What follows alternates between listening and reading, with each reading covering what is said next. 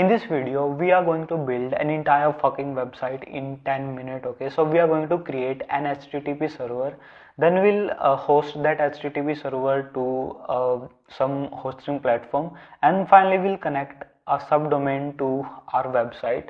And all the code we have discussed in this video is on GitHub, so there is link in description. I'm super excited to share this video, so let's see what this video is about. I purchased this domain name sumitso.in from GoDaddy, and my website is hosted on Vercel. So what happened is, whenever user type this domain name, my web browser act as client and it make HTTP request to this host, and my host return me relevant information. So eventually you have this web page, and in this web page there are things like text, images, videos, and more data. So all this data is fetched by this client by making HTTP request. So it is making series of HTTP requests. So we have different GET requests. For example, this is request 1, this is request 2. So we have series of all the GET requests in order to fetch this entire web page. So what I did, whenever user ask for something, so this server return me relevant information. Then I hosted this server to Vercel. Okay, so in this video, like I made my website in similar way, what you can do, you can build your own website. So in this video, what we are going to do, we are going to build an HTTP server, and then we'll find a home for this server. So we are going to host this server on Vercel, and finally we'll connect a domain name to that website. Okay, so this is what we are going to do in this video, and let me show you how all these requests work in a web browser. So this web browser is acting like a client, and let me type that. Okay, so let me type this URL, blog.sumitso.in. This is my blog website, and we can see all these requests, how all this data is being fetched by this web page. So let me open the developer tool. You can type Ctrl+Shift+I, and in network tab you will see how all these requests are made. For example, my web page has these SVGs and this text, and on top you can see I have this little icon here. Everything is fetched by making HTTP request, and you can see here, for example, if I click on this logo, you can see this web browser is making a GET request, and this is how it is fetching each individual data, and it is building this web page and finally presenting this web page to user. So this is what happening here. You can even see the host. Okay, click on any request, you will find, as you can see, Vercel is my host. Now let's see how we can build our own HTTP server. Then we'll host it to Vercel, and finally we connect a domain name to that server. In order to build a web server, only thing we need is the HTTP module. In my project directory I have these resources. Okay, I have this index file, and this file is connected with CSS file, and we also have an image. So we are going to connect all of these individual components to build a web server.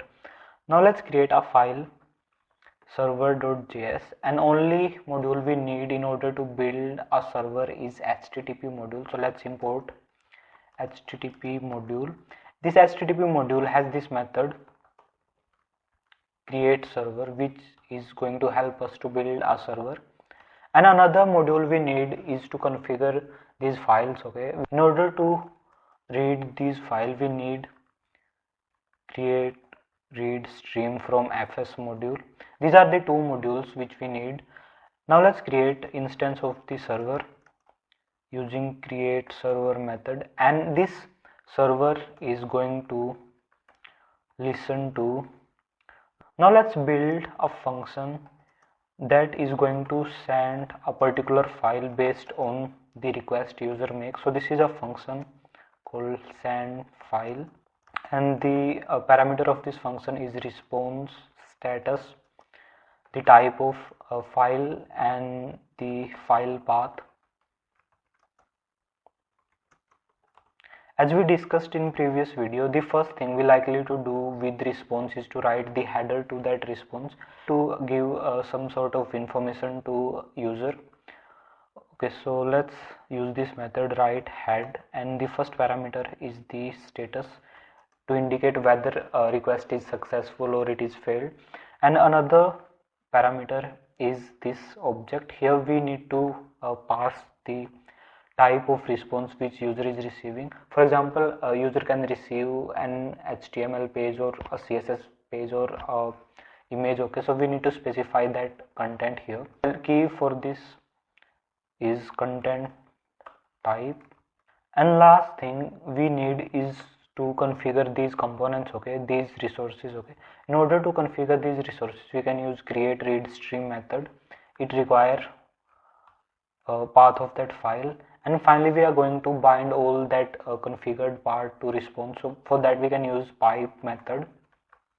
So this is what the send file function going to do. Now this create server function has a callback function. Inside this callback function it has two parameters, one is request and another is response. So this server is going to listen to each individual request. Like we have seen when we were fetching that web page, we have series of requests. Okay, so each individual request is passed to this create server method. So based on this request we are going to return response. So let's use this function switch. First we will see what user is typing in web browser. Based on that we will send the appropriate file. Okay, for that we can use request dot URL method. It is going to return what user is typing in browser. So these are the possible case. Okay, user if user visit home page, then we can serve the index file. So let's call this function.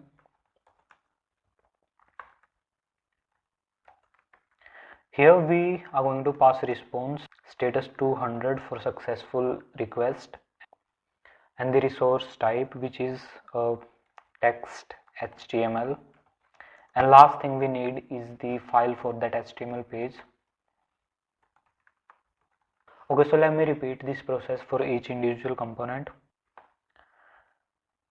If user is asking for CSS, pass here the path of CSS file.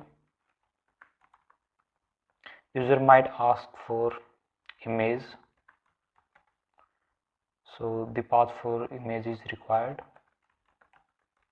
and the content type would be image/png.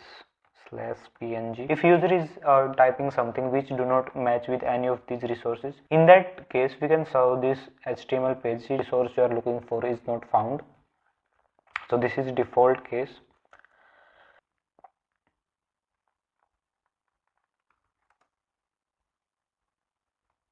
HTML file.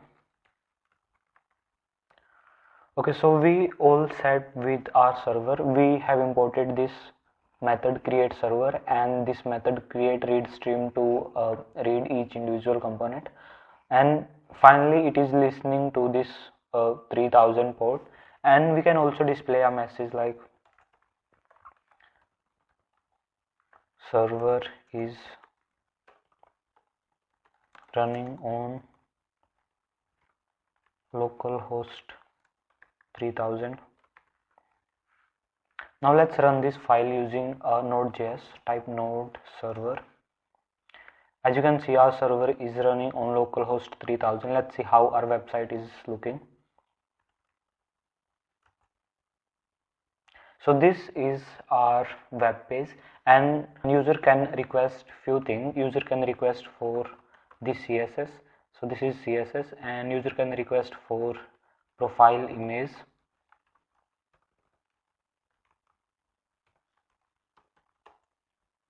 Okay, so this is how we build a web server. Okay, so this is the source code for our web server. What we are going to do, we are going to host this web server to Vercel, and then we'll connect our subdomain to our website. Okay, so I have created this Git repository and all the source code present in this folder create and host server. So there is link in description, and we are going to host this all the source code inside this folder on Vercel. All you need to do is to log in with GitHub, and Vercel will fetch all the source code from GitHub. As you can see, so my repository is present here, Node.js hot topics. All I need to do is to click this button, import. After clicking this button, I'm going to select the folder. Okay, so this is the folder, create and host HTTP server. I haven't used any secret key, so I do not need to add any environment variable. Just click this button, deploy, and it will start building my project. It will take some time. Alright, as you can see, our website is live on internet, but it is using the Vercel subdomain. Okay, Node.js hot topics Vercel.app.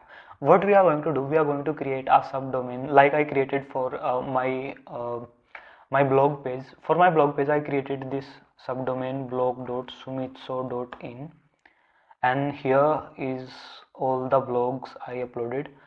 Alright, let's create another subdomain, and we are going to map that subdomain to our project. Okay, so we are going to add a record. In order to create a subdomain, type cname, name it HTTP server, and here we need to add information about the host. Okay, so and let's just save it. It is updating our DNS record. Alright, we have successfully added this HTTP server in our domains. So let's map that project. Let me open Vercel. So this is the website we have hosted. Click on these three dots, click on manage domain. Here all we need to do is to add that subdomain. Okay, we can add that subdomain http server.sumitso.in. click add. So it's configuring whether it is present in DNS or not. Alright, it is connected to our project. Even you can search for that website by typing http server.sumitso.in, and there is our website.